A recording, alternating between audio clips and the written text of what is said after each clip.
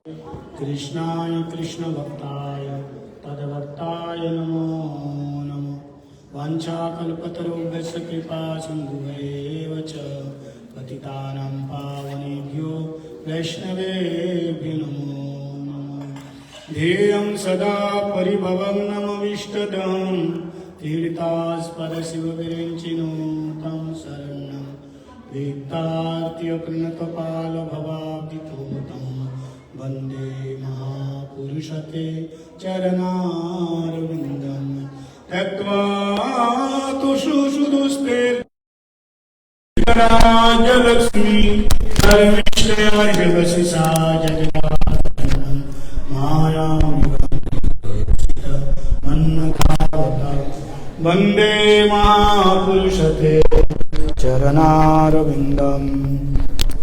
श्री कृष्ण चैतन्य प्रभु नित्यानंद श्री अद्वैत गदाधर शिवासादि गौर भक्त वृंद। सभी बोलिए हरे कृष्ण कृष्ण कृष्ण हरे हरे, हरे राम राम राम हरे हरे।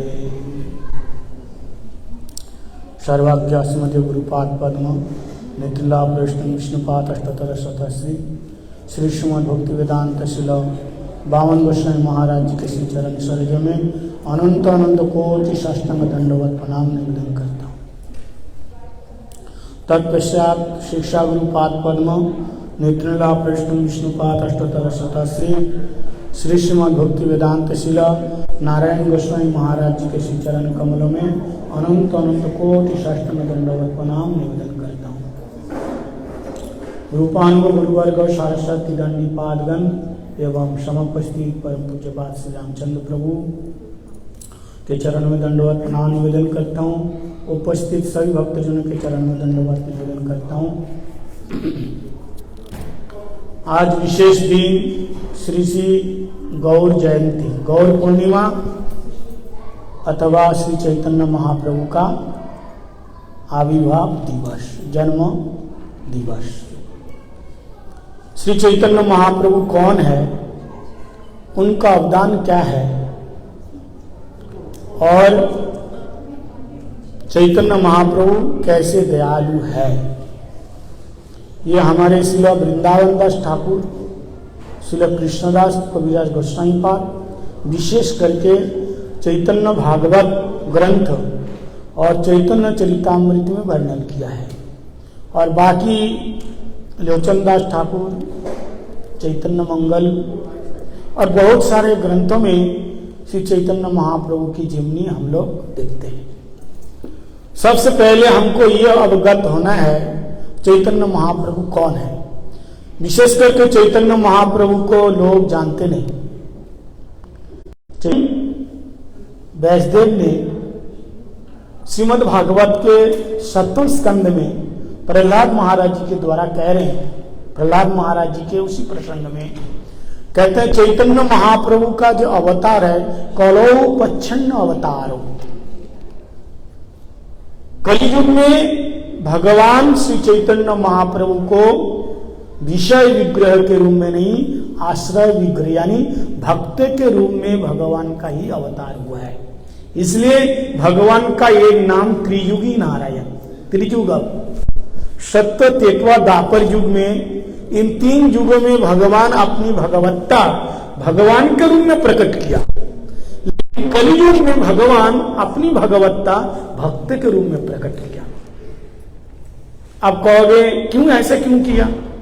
भगवान है, जैसे कृष्ण ने गीता में कहा मैं ही भगवान हूं, सर्वधर्मान परित्यज्यम मामेकम शरणम व्रज।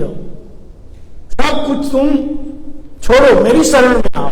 क्यों? क्योंकि मैं भगवान हूं, मेरी पूजा करो, मेरी आराधना करो। लेकिन चैतन्य महाप्रभु ऐसा क्यों नहीं कहा? इसका क्या कारण है? इसका कारण यह है कि चैतन्य महाप्रभु ये भगवान होते हुए भी इस अवतार में ये भक्त भाव प्रधान है। इसका मूल कारण श्री राधा प्रणय महिमा कृदिश्व वणैवा स्वाद्वजनाद्भुत मधुरिमा कृदिश्व मणियो सौखांच तद भवाट समजनी सचि सिंधु गर्भ हरिंदो। देखो राधा और कृष्ण, राधा और कृष्ण, राधा रानी को देख करके कृष्ण के मन में एक भाव प्रकट होता है। क्या भाव प्रकट होता है? उस भाव को श्रील रूप गोस्वामी पाद भक्ति उज्ज्वल नीलमणि में उस भाव का नाम दिया स्वसमृद्ध दशा। ये बहुत ऊंची बात है। स्वसमृद्ध दशा का मतलब ये होता है कि जहां भी देखो लोग ब्रह्म देखते हैं, परमात्मा देखते हैं, लेकिन कृष्ण जहां भी देखते हैं वो क्या देखते हैं? स्वसमृद्ध दशा में वो राधा जी को देखते हैं। जैसे एक नाई की दुकान में जाओ और नाई की दुकान में चारों तरफ शीशा होता है तो नाई की दुकान में आप गए, शीशा देखते हैं, तो आप शीशा के अंदर किसको पाते हैं? अपने आप को पाते हो ना, अपने आप को पाते हो। तो कृष्ण कहते हैं जब मैं राधा को देखता हूं सर्वत्र, तो राधा के अंदर मैं मुझको पाता हूं, मैं मुझको पाता हूं। ये जो भाव है ये रस आस्वादन करना है, और ये रस आस्वादन केवल तभी होगा जब राधा से वियोग होगा। इसको हमारी भाषा में कहते हैं विप्रलंब महाभाव।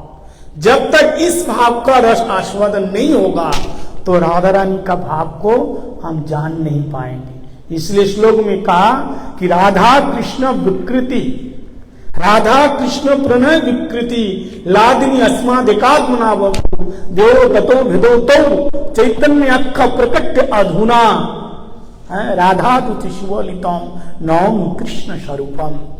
तो राधा कृष्ण के प्रणय विकृति, राधा और कृष्ण जब एक दूसरे को आलिंगन करते हैं, आश्लेष करते हैं, प्रेम में राधा जी कृष्ण के विरह में जब दीवानी होकर के श्याम सुंदर से मिलते हैं, और श्याम सुंदर जब राधा जी से मिलती हैं, जब ऐसे आलिंगन करते हैं, ऐसे आश्लेष करते हैं, प्रेम, दोनों का प्रेम द्रवीभूत होकर के ऐसे बहने लगता है, और बह करके मूर्ति का रूप धारण कर लेते हैं। उसी का नाम है श्री चैतन्य महाप्रभु।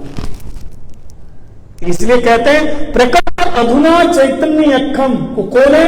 राधा कृष्ण प्रणय विकृति। विकृति का मतलब है, वैसे पानी का विकृति क्या है? बर्फ है।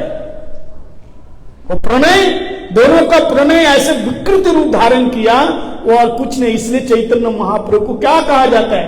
प्रेमावतार। क्यों? प्रेम ही द्रवीभूत होकर के आकार लिया, इसलिए इसका नाम है प्रेमावतार।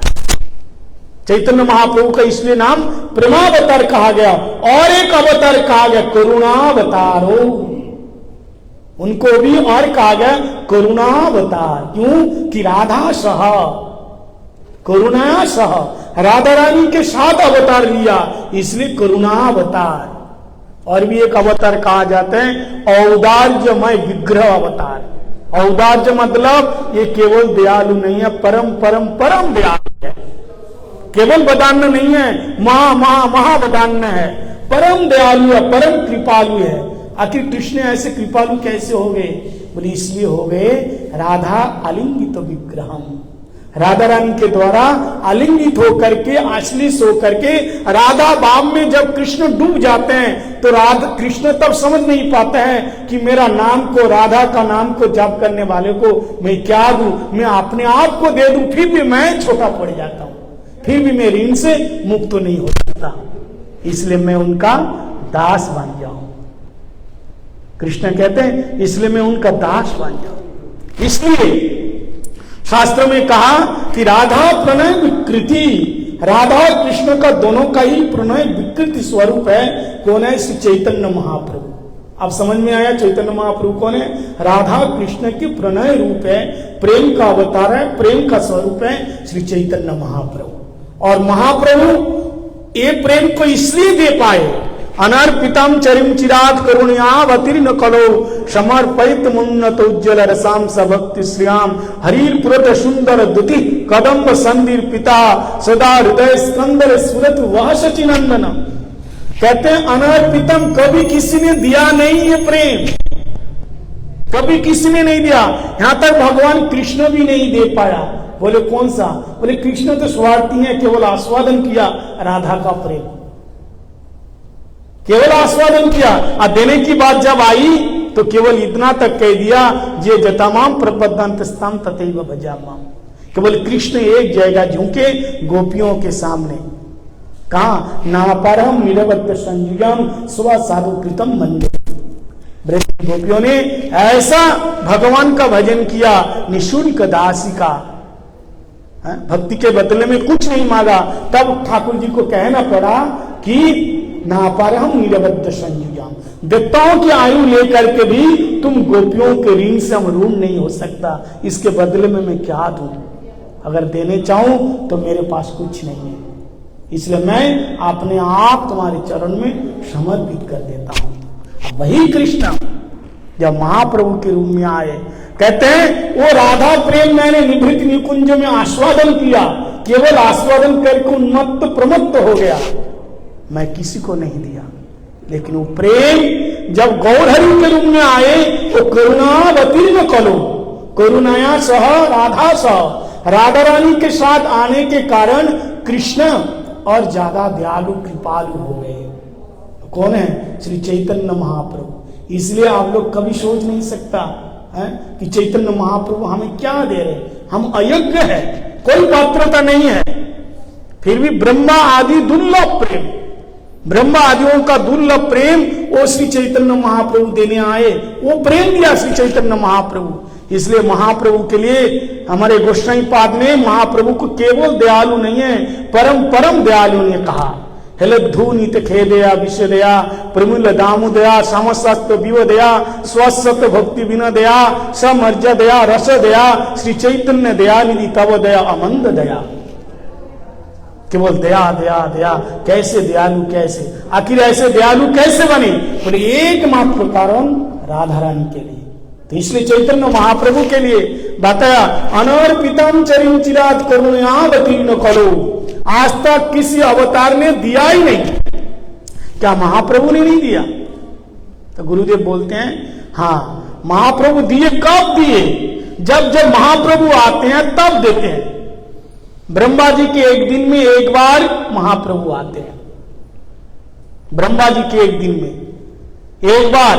अब ब्रह्मा जी का एक दिन कितना बड़ा होते हैं? चतुर्सहस्र युग, 4000 सत्ययुग, 4000 त्रेता युग, 4000 द्वापर युग और 4000 कली युग। ऐसे एक दिन में जब कल युग आता है तो कली युग भी 1000 है। अष्टविं चतुर्युगी द्वापर के अंत में जो कल युग आते हैं वो चैतन्य महाप्रभु आते हैं, तब ये प्रेम दिया केवल चैतन्य महाप्रभु। तो बहुत लंबा स्टेज होने के कारण कह रहे अनर्पिताम, कभी दिया ही नहीं, और देने के लिए केवल श्री चैतन्य महाप्रभु अधिकारी। चैतन्य महाप्रभु ये प्रेम दिया, ब्रह्मा आदियों का दुर्लभ प्रेम। अनर्पितम चरिम चिरात करुणावतीर्ण करो। अब प्रश्न आते हैं, अरे महाप्रभु से पहले हमारे जयदेव गोस्वामी पाद और जीत चंद्रीदास, द्विज चंडीदास और कौन विद्यावती, ये लोगों ने बहुत सुंदर सुंदर रस ग्रंथ का अध्ययन किया, तो ये लोग नहीं दिया, ये लोग तो दिया है। राधा कृष्ण का प्रेम विरह भाव ये लोगों ने दिया। बोले इन लोगों तो दिया है, लेकिन कृष्ण कौन है? जो स्वयं राधा रानी की चरण सेवा करके वो प्रेम का आस्वादन करके वो अनुभव चीज आपको बताएंगे। कोई साधक, कोई सिद्ध पुरुष वो केवल दूर से जैसे सखियां दूर से केवल वो निभृत निकुंज का वो प्रेम को देखते हैं, लेकिन उसके साथ कौन है वो कितना बता पाएगा, कितना दे पाएगा? लेकिन कृष्ण स्वयं आस्वादन करके वो प्रेम स्वयं दे रहे, तो वो जितना दे पाएंगे उतना और कोई नहीं दे पाएगा। कृष्ण स्वयं जितना दे पाएगा उतना और कोई नहीं दे पाएगा वो प्रेम। इसलिए कहते हैं अनर्पितम चरिमचित करुणावतीर्ण करो। तो जयदेव गोस्वामी पाद इन लोगों ने तो दिया है, लेकिन उन लोगों को देने का एक लिमिट है। और कृष्ण जब महाप्रभु के रूप में आते हैं अनलिमिटेड है, उनको देने के लिए पात्र अपात्र का विचार है। उनके ग्रंथ में लिखा हुआ है ऐसा करोगे तो ऐसा मिलेगा, ऐसा करोगे तो ऐसा मिलेगा। लेकिन महाप्रभु ने डायरेक्ट कह दिया, नाम नामकारी बहुधा निज सर्वशक्ति स्थापित नियमित स्मरण काल एतादृशी तव कृपा भगवान ममापि दुर्दैव मृदस्य महाजनी नानुराग। परम दयालु है, परम कृपालु है। इसलिए चैतन्य महाप्रभु के रूप में आने का, चैतन्य महाप्रभु का आने का बहुत सारे कारण है। एक गौण कारण, एक मुख्य कारण। मुख्य कारण क्या है? वो विप्रलंब महाभाव राधा रानी का अंग और कांति लेके आने का कारण निज रस आस्वादन करना है। और दूसरा कारण क्या है? युग धर्म है नाम संकीर्तन। कलियुग का युग धर्म क्या है? हरिनाम संकीर्तन। कलियुग में हरिनाम संकीर्तन करने से ही भगवान मिलेगा। यज्ञ करो, तप करो, ध्यान करो, इसको द्वारा भगवान मिल सकता है, नहीं भी मिल सकता है। लेकिन हरिनाम करो तद्धरि कीर्तना, कलियुग में हरिनाम करना है। हरिनाम ही प्रधान है, इस नाम के द्वारा ही भगवान मिलेंगे। चैतन्य महाप्रभु यही मैसेज दिया है, हरिनाम करो। और हरिनाम के लिए महाप्रभु स्वयं का कि शयने कि भोजने किवा जागरणे अहर निश्चिंत कृष्ण बलव बदने। कोई नियम नहीं दिया, क्योंकि जानते हैं कलियुग के लोग बहुत आलसी है, बहुत लेजी, और मंद सुमंद मत मंद भाग्य ध्रुपज्यता, भूल जाते हैं कल क्या खाया आज भूल गया, याद ही नहीं है। लेकिन एक साल पहले किसी ने क्या बोल दिया ना, गांड मान लिया, इसने ये बोला था। और एक साल के बाद जब देखेगा ना, ऐसे टेढ़ी निगाह से देखेंगे, अभी तक जिंदा है, मरा नहीं, अभी तक जिंदा है। तो देखो, जो चीज याद रखना चाहिए वो तुरंत भूल जाते हैं, और जो भूल जाना चाहिए वर्षों तक याद रखते हैं। तो महाप्रभु देखे इसका उद्धार होगा कैसे? तब कर पाएगा, क्या तब करेगा तुम? ऐसे पद्मासन में वैसे बैठ नहीं पाओगे, बैठ पाओगे? 10 बार ऐसे पैर बदले, थोड़ा मच्छर काट दिया मारोगे, तो यहाँ कुछ भी वहां कुछ, क्या करेगा भजन? त्याग वृत्ति नहीं है, क्या जंगल में तब करेगा? हवन करेगा, पैसा खर्चा करेगा? पैसा नहीं, पैसा नहीं है हमारा। साड़ी खरीदने के लिए, पैंट के लिए, अपना के लिए सब है, हवन पूजा पाठ के लिए सब कुछ नहीं है। तो कहां से होगा? पंडित जी भी ठीक नहीं है, पूजा पाठ के लिए, अर्चन के लिए ये भी टाइम नहीं है। इसलिए महाप्रभु ने देखा कलियुग में इन लोगों से कोई काम नहीं होगा, ना तप होगा, ना ध्यान होगा, ना पूजा होगा, ना पाठ होगा, कुछ नहीं कर पाएगा। सबसे कम समय में भगवान मिलने का सहज उपाय क्या चैतन्य महाप्रभु ने सोचा? सबसे सहज उपाय, और कम समय के अंदर तब महाप्रभु ने कहा कलौ तद्धरि कीर्तना। तुमको ना तो जंगल में जाने की आवश्यकता है, पहले जंगल में जाना पड़ता था, अब तो महाप्रभु ने कहा वो भी करने की जरूरत नहीं है, घर में रहो, जहां रहो, जैसे भी रहो। लोग तो बोल देते अरे घर छोड़ने से भगवान मिलते हैं, घर में नहीं मिलते हैं, अपनी छाती तान के बोल देते। तो घर में क्या कर रहे हो? साधारण भोग लगा के भी नहीं खा पाते हो तुम, भगवान मिलेगा? इतना आसान नहीं है। महाप्रभु के जितने भक्त हुए, गृहस्थ भक्त हुए, गृहस्थ जीवन में रह करके भी सारे सन्यासी का जीवन पालन किया, धर्म पालन किया। तो महाप्रभु ने देखा कि अल्प समय में और कम टाइम के अंदर भगवान से मिलाना है, उसके लिए क्या करना है? ना घर छोड़ना पड़ेगा, ना कुछ करना पड़ेगा, बस क्या करना है? एक बात ध्यान रखना, इसके लिए नियम केवल खान पान का विचार है और कुछ नहीं है। खान पान शुद्ध हो गया, हम जो खाते हैं ना, और सब लोग जानते हैं क्या खाना चाहिए क्या नहीं खाना चाहिए, सब लोग जानते हैं, जानते हैं लेकिन मानता नहीं। वो कहता मैं जानता, सब जानता हूं, लेकिन जानने से क्या होगा? मानते तो नहीं। वो जानता है कि मैं जानता हूं, लेकिन वो मानता नहीं। सब लोग जानते हैं।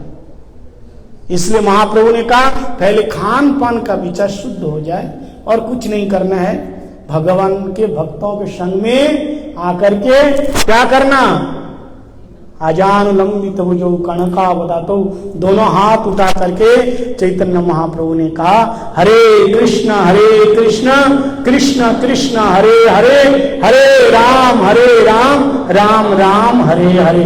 प्रभु कहे कहिलाम यही महामंत्र, या दिया जप सब हैया निर्बंध, या होते सर्व सिद्धि हई बेसवार, सर्वक्षण बोलो ये विधि नहीं यार, कोई जरूरत नहीं है।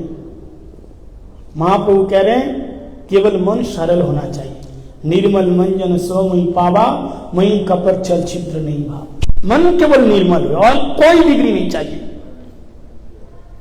सरल होना चाहिए मन। सरल का बोले महाराज सरल मतलब जैसे दिखते हो ना ऐसे ही होना चाहिए।